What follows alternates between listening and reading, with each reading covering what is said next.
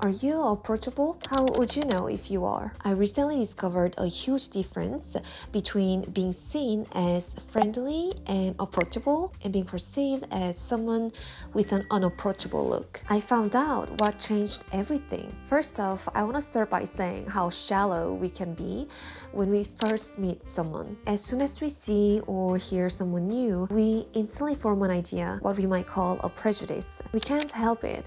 That's just how humans perceive things. Here's a simple example. When I was living in France, I had a chance to flash share with people from different countries. One of my roommates was from Canada, and one day she said, "You know what's really difficult here? I feel like I can't present myself as interesting enough."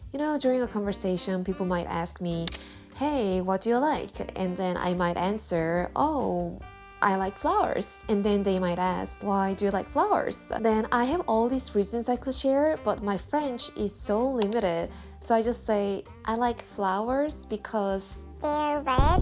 And I feel so lame saying that. It was such a relatable story for me to hear back then. I believe everyone goes through that stage when you're not used to a new language. A lot of situations can be intimidating when the spotlight is on you. And this is something I hear a lot from my foreign friends. They struggle with imposter syndrome. I have to admit that I've been there. Maybe I still feel it from time to time. Now, if you're smart enough, you know that all these foreigners who may sound like babies in your language have fully grown adult intelligence. They can express themselves just like you do in their own languages. So if you're on the other side where you have to present yourself and make friends while your verbal skills are limited, how would you let the other person know about you? How would you show yourself? Show your intention to be friends with them? This is what I want to talk about, our core sense. Our core sense is what makes us authentic, regardless of how limited our first impression might be. I still remember that I didn't speak French at all, and I was reflecting on this. I was 16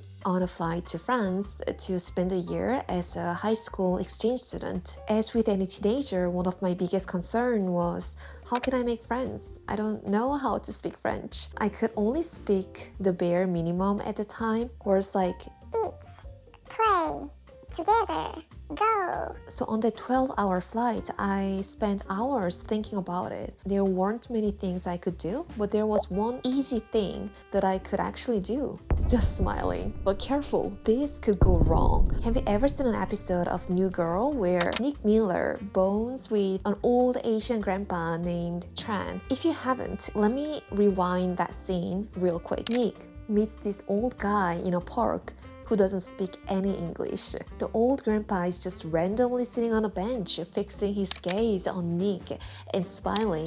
Nick says, "There's something really creepy about you, pal." Now, you don't want to be creepy, but this is what happened when he kept smiling back at him.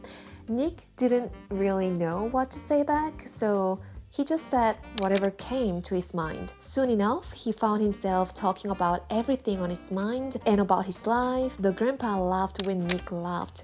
The grandpa made a sad face when Nick seemed like telling him a sad story. Nick ended up becoming really good friends with this grandpa. And at the time, I was literally that grandpa. I just sat there, smiling and laughing. I thought, I don't know what you're talking about, but I want to laugh with you because it sounds like you're saying something funny. Then I smiled and laughed. My classmates became friends with me just like Nick became friends with this grandpa. It's funny because later on, I finally understood French. I heard why they were so open with me. They said, "Oh, because you were always smiley, you were so approachable." I might have been a clueless girl fresh off the boat, but smiling was the core of who I am. Besides, this is a very primitive approach shared by humans and other animals. I didn't even have to say a word. I just smiled, and by doing so, I was already letting people know unconsciously that they could approach me. And this is part of our core sense, our mind, and our intention. I believe people feel your energy more than your words. It could be our smile, our eyes, or our kind gestures that show this side of us. So nonverbal language is so powerful that it reveals a layer of who we are without us having to verbalize it. And it literally opens the door to removing first impression prejudice and inviting others to approach us. Now, we all have layers that might seem hard to understand each other or approach at first, but as long as we are transparent with our intention and energy, it works. Maybe not everyone will notice your core, but the right people, your people, will.